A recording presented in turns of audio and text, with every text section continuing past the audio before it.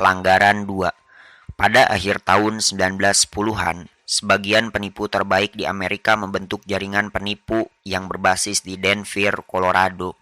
Pada bulan-bulan musim dingin, mereka menyebar di negara-negara bagian selatan untuk menjalankan bisnis mereka.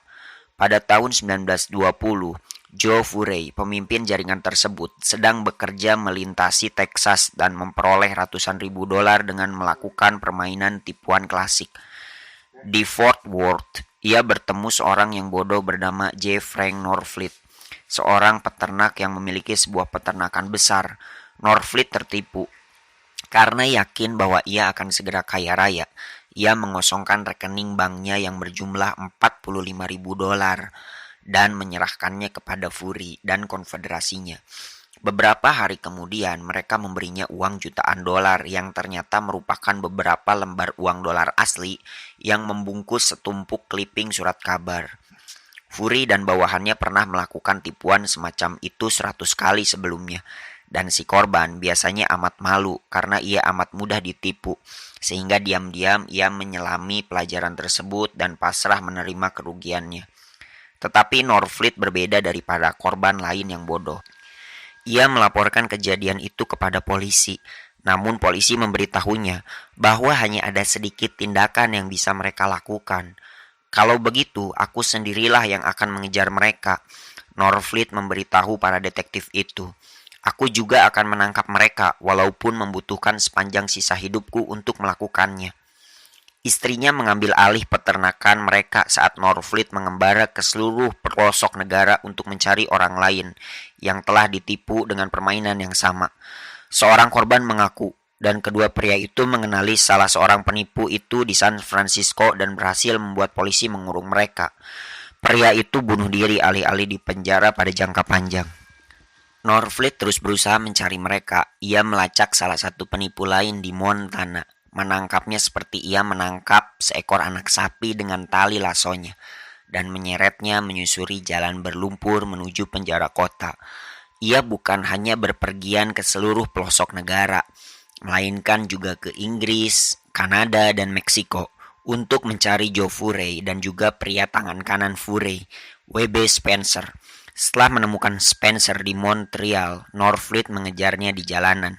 Spencer kabur, tetapi si peternak tetap membuntutinya dan mengejarnya ke Salt Lake City. Karena lebih memilih belas kasihan hukum alih-alih menjadi korban amarah Norfleet, Spencer menyerahkan dirinya kepada polisi. Norfleet menemukan Furey di Jacksonville, Florida, dan ia sendiri menyeret Furey untuk menghadapi polisi di Texas. Tetapi ia tidak berhenti di sana. Ia melanjutkan perjalanan ke Denver dengan tekad menghancurkan jaringan penipu itu secara total. Setelah menghabiskan bukan hanya sejumlah besar uang, tetapi juga setahun hidupnya untuk mengejar para penipu itu, ia berhasil membuat semua pemimpin jaringan penipu itu dipenjarakan. Bahkan sebagian penipu yang tak berhasil ia tangkap pun menjadi amat takut padanya, sehingga mereka juga melaporkan kejahatan mereka sendiri kepada polisi. Setelah 5 tahun berburu, Norfleet sendiri telah berhasil menghancurkan konfederasi terbesar penipu di negara itu. Usaha itu membuatnya bangkrut dan menghancurkan pernikahannya, tetapi ia meninggal sebagai orang pria yang puas. Interpretasi. Sebagian besar manusia menerima rasa malu akibat ditipu dengan perasaan pasrah. Mereka mendapat pelajaran menyadari bahwa tidak ada yang disebut uang gratis dan bahwa biasanya mereka dijatuhkan oleh keserakahan mereka untuk mendapat uang dengan cara mudah. Namun demikian, biasanya sebagian dari mereka menolak menelan pil pahit itu. Alih-alih merenungkan sifat mudah ditipu dan keserakahan mereka sendiri, mereka menganggap diri mereka sebagai korban yang benar-benar tidak bersalah. Manusia seperti ini mungkin terlihat seperti pejuang keadilan dan kejujuran, tetapi sesungguhnya mereka cukup tidak percaya diri. Dibodohi dan ditipu telah memancing keraguan diri mereka sendiri. Jadi mereka sangat ingin memperbaiki kerusakan tersebut. Apakah hipotek atas peternakan Norfleet, kehancuran pernikahannya, dan tahun-tahun yang dihabiskan dengan meminjam uang dan tinggal di hotel-hotel murah sepadan dengan pembalasan dendamnya karena ia telah dipermalukan saat ditipu? Bagi orang-orang seperti Norfleet di dunia ini, menaklukkan perasaan malu mereka sepadan dengan membayar harga setinggi apapun. Semua orang memiliki perasaan tidak aman, dan cara terbaik untuk menipu orang bodoh seringkali adalah mempermainkan perasaan tidak amannya. Tetapi di dunia kekuasaan, segalanya merupakan persoalan derajat, dan orang yang pada dasarnya lebih merasa tidak aman daripada manusia rata-rata pasti menimbulkan bahaya besar. Berhati-hatilah akan hal ini. Jika Anda mempraktikkan penipuan atau trik lihai apapun, pelajarilah sasaran Anda dengan baik. Perasaan tidak aman dan kerapuhan ego sebagian orang menyebabkan mereka tidak bisa mentolerir pelanggaran kecil apapun. Untuk mengetahui apakah Anda menghadapi jenis orang semacam itu, uji mereka dulu. Lontarkan, katakanlah suatu gurauan ringan yang mempermalukan mereka. Seorang yang percaya diri akan tertawa. Seorang yang sangat tidak percaya diri akan bereaksi seolah ia telah dihina secara terang-terangan. Jika Anda menduga bahwa Anda sedang menghadapi jenis orang seperti ini, carilah korban lain. Pelanggaran 3. Pada abad ke-5 sebelum Masehi, Cheung-er, Pangeran Chi-in, negara yang sekarang disebut Cina, telah dipaksa mengasingkan diri. Ia hidup sederhana, bahkan kadang hidup miskin, sambil menunggu momen ketika ia bisa pulang lagi dan melanjutkan hidupnya sebagai seorang pangeran. Sekali waktu, ia sedang melewati negara Cheng, di mana sang penguasa yang tidak mengetahui jati dirinya memperlakukannya dengan kasar. Menteri si penguasa, Suklan, menyadari hal ini dan berkata, "Pria ini adalah seorang pangeran yang terhormat. Sebaiknya yang mulia memperlakukannya dengan sangat hormat, supaya dengan demikian ia pun berkewajiban memperlakukan yang mulia dengan hormat." Tetapi sang penguasa yang hanya bisa melihat posisi rendah si pangeran mengabaikan nasihat ini dan menghina sang pangeran lagi. Sekali lagi, Suchan memperingatkan tuannya sambil berkata, "Jika yang mulia tak bisa memperlakukan Cheung-er dengan sopan, sebaiknya yang mulia menghukum mati dia untuk menghindari bencana di masa mendatang." Sang penguasa hanya mencemooh sang menteri. Bertahun-tahun kemudian, sang pangeran akhirnya bisa pulang ke rumahnya karena kondisi negaranya sudah berubah banyak. Ia tidak melupakan orang-orang yang telah bersikap baik kepadanya dan orang-orang yang telah bersikap kurang ajar padanya saat ia hidup miskin selama bertahun-tahun. Yang terpenting, ia tidak melupakan perlakuan penguasa Cheng padanya. Saat mendapat peluang pertama untuk menyerang, ia mengumpulkan pasukan yang berjumlah besar dan menyuruh mereka menyerang Cheng, merebut 8 kota besar, menghancurkan kerajaan itu, dan menyuruh si penguasa mengasingkan diri. Interpretasi. Anda tak pernah bisa yakin siapa yang sedang Anda hadapi.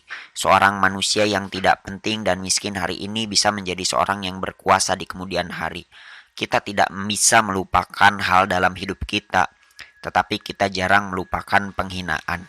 Bagaimana mungkin si penguasa Cheng bisa tahu bahwa Pangeran Cheung-er adalah seorang pria yang ambisius, penuh perhitungan dan lihai, tipe manusia ular dengan ingatan jangka panjang yang kuat. Anda bisa mengatakan bahwa dia tidak mungkin tahu pasti, tetapi justru karena dia tidak mungkin tahu pasti, maka lebih baik baginya untuk tidak menentang nasib dengan mencari tahu.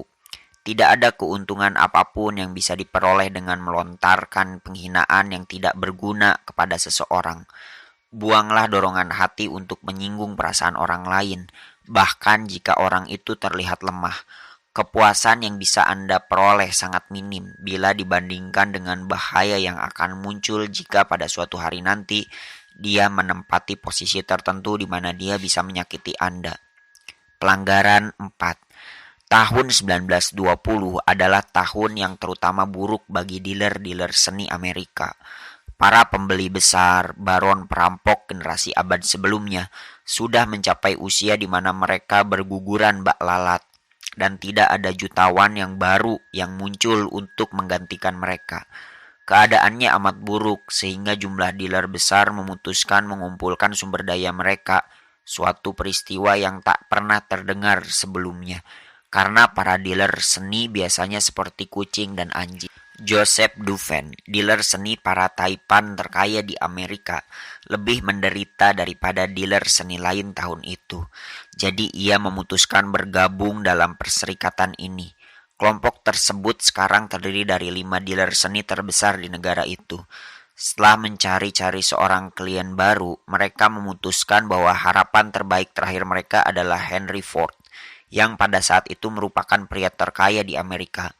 Ford belum memberanikan diri terjun ke pasar seni, dan ia adalah sasaran yang amat penting sehingga telah masuk akal bagi mereka untuk bekerja sama. Para dealer itu memutuskan mengumpulkan daftar 100 lukisan terbaik di dunia. Kebetulan semua lukisan itu sudah mereka miliki dan menawarkan banyak lukisan itu kepada Ford. Jika ia membeli sekali saja dari mereka, ia bisa menjadikan dirinya kolektor seni terbesar di dunia. Konsorium itu bekerja selama berminggu-minggu untuk menghasilkan sebuah benda yang menakjubkan.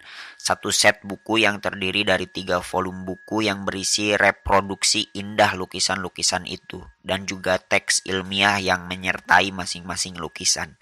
Setelah itu, mereka melakukan kunjungan pribadi ke rumah Ford di Dearborn, Michigan. Di sana mereka dikejutkan oleh kesederhanaan rumahnya. Tuan Ford jelas-jelas seorang pria yang sangat tidak terpengaruh oleh kekayaannya. Ford menyambut mereka di ruang kerjanya. Saat melihat-lihat buku itu, ia menunjukkan mimik tercengang dan girang. Para dealer yang bersemangat itu mulai membayangkan jutaan dolar yang akan segera mengalir ke dalam kas mereka. Namun demikian, akhirnya Ford mendongak dari buku itu dan berkata, "Tuan-tuan, buku indah seperti ini dengan lukisan berwarna-warni indah seperti ini, pasti harganya sangat tinggi." Tetapi Tuan Ford, Dufresne berseru, "Kami tidak mengharapkan Anda untuk membeli buku-buku ini. Kami membuat buku-buku ini khusus untuk Anda untuk menunjukkan lukisan-lukisan itu kepada Anda. Buku-buku ini adalah hadiah bagi Anda." Ford bingung. "Tuan-tuan," sahutnya, "kalian sangat baik. Tapi aku benar-benar tak mengerti bagaimana mungkin aku bisa menerima hadiah indah dan mahal seperti ini dari orang-orang asing." Dufresne menjelaskan kepada Ford bahwa reproduksi lukisan dalam buku-buku itu menunjukkan lukisan-lukisan yang mereka harap bisa mereka jual kepadanya. Akhirnya Ford mengerti. "Tetapi tuan-tuan," ia berseru, "untuk apa aku membeli lukisan-lukisan aslinya jika aku sudah memiliki reproduksi lukisan-lukisan dalam buku ini yang amat indah?" Interpretasi. Joseph Dufresne membanggakan dirinya sebagai seorang dealer seni yang mempelajari korban dan kliennya jauh-jauh hari, mengetahui kelemahan dan keganjilan serta selera mereka bahkan sebelum ia bertemu mereka. Ia terdorong oleh keputusasaan untuk membuang taktik ini sekali ini saja saat ia mengincar Henry Ford.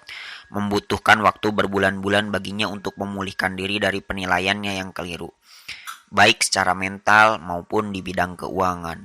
Ford adalah jenis pria biasa yang sederhana yang tidak pantas dibujuk dengan susah payah seperti itu.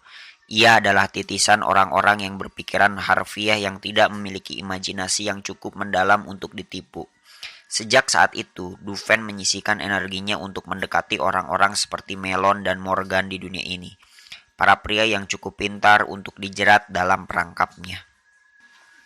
Si gagak dan si domba. Seekor gagak yang gemar membuat onar duduk di punggung seekor domba.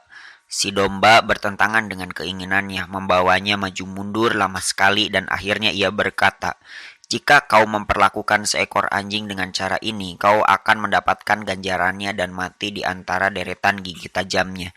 Mendengar ucapan itu, si gagak membalas, "Aku tidak suka pihak yang lemah dan hanya menyerah kepada pihak yang kuat. Aku tahu siapa yang bisa kugertak dan siapa yang harus kusanjung. Dan dengan cara itu, kuharap aku bisa memperpanjang hidupku hingga usia tuaku." Fables, Aesop, abad 6 sebelum Masehi. Kunci kekuasaan. Kemampuan untuk menaksir orang lain dan mengetahui siapa yang sedang Anda hadapi adalah keahlian terpenting dalam mengumpulkan dan mempertahankan kekuasaan. Tanpa keahlian itu, Anda praktis buta. Anda bukan hanya akan menyinggung perasaan orang yang salah, tetapi Anda juga akan memilih jenis orang yang salah untuk dikerjai. Dan Anda akan beranggapan bahwa Anda menyanjung orang lain, padahal sesungguhnya Anda menghina mereka. Sebelum melakukan langkah apapun, taksir dulu sasaran atau calon lawan Anda. Jika tidak, Anda akan membuang-buang waktu dan melakukan kesalahan. Pelajarilah kelemahan orang lain, celah pada pertahanan mereka, bidang-bidang yang membuat mereka bangga dan tidak percaya diri. Kenalilah mereka luar dalam, bahkan sebelum Anda memutuskan apakah sebaiknya Anda berbisnis dengan mereka atau tidak. 2 nasihat terakhir. Pertama-tama, dalam menilai dan menaksir lawan Anda, jangan pernah andalkan naluri Anda. Anda akan melakukan kesalahan terbesar sepanjang masa jika Anda mengandalkan indikator yang amat tidak tepat seperti itu. Tidak ada apapun yang bisa menggantikan tindakan mengumpulkan pengetahuan konkret. Pelajarilah dan mata-matailah lawan Anda berapapun jangka waktu yang diperlukan. Tindakan ini pada akhirnya pasti membuahkan hasil. Kedua, jangan pernah terperdaya oleh penampilan. Siapapun yang berhati ular bisa menunjukkan kebaikan hati untuk menyelubunginya. Seorang yang dari luar tampak suka menggertak, sesungguhnya seringkali benar-benar pengecut. Belajarlah menyelami pribadi di balik penampilan dan kontradiksi yang ditunjukkan oleh orang lain. Jangan pernah percayai versi diri yang ditunjukkan oleh orang lain. Hal itu benar-benar tak bisa diandalkan. Image, si pemburu. Ia tidak memasang perangkap serigala untuk menangkap seekor rubah. Ia tidak meletakkan umpan di tempat di mana tidak ada seorang pun yang bisa menyambarnya. Ia mengenal mangsanya luar dalam, kebiasaan dan tempat persembunyiannya. Jadi, ia berburu sesuai dengan pengetahuannya itu. Otoritas. Yakinlah bahwa tidak ada seorang pun yang amat tidak penting dan tidak berarti. Tetapi mungkin pada suatu saat mereka memiliki kekuasaan yang bisa Anda manfaatkan. Tentu saja mereka tak akan membiarkan Anda memanfaatkan kekuasaan mereka jika Anda pernah menunjukkan kebencian kepada mereka. Kesalahan manusia seringkali diampuni, tetapi kebencian tidak pernah diampuni. Harga diri kita pasti mengingatnya selamanya. Lord Chesterfield, 1694-1773. Pembalikan hukum. Keuntungan apa yang bisa diperoleh dari ketidaktahuan tentang orang lain? Belajarlah membedakan singa dengan domba atau tanggung akibatnya. Patuhi hukum ini sebaik-baiknya. Hukum ini tidak bisa dibalikan. Jangan repot-repot mencari pembalikan hukum ini.